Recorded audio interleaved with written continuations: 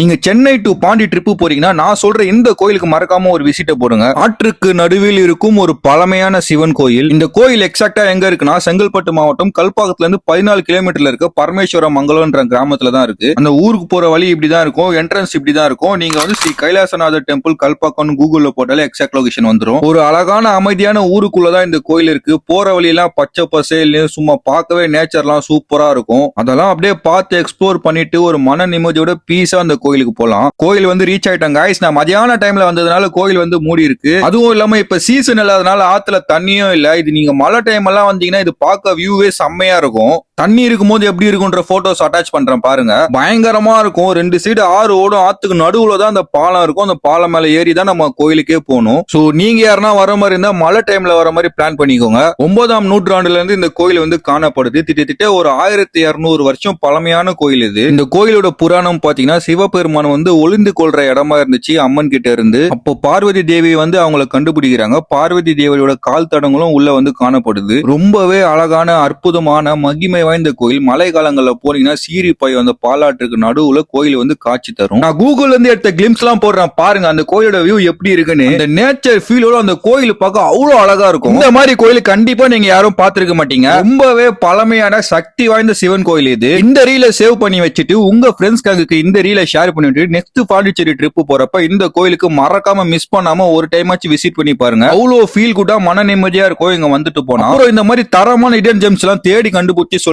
நம்ம page Vicky வ்ளாக்ஸை follow பண்ணி வச்சுக்கோங்க. அப்புறம் வீடியோ யாரா புதுசா பாக்குறீங்கன்னா நம்ம பேஜை ஃபாலோ பண்ணி வச்சுக்கோங்க. அப்பதான் இந்த மாதிரி வீடியோ எல்லாம் நான் போடுறது உங்களுக்கு உடனே வரும்.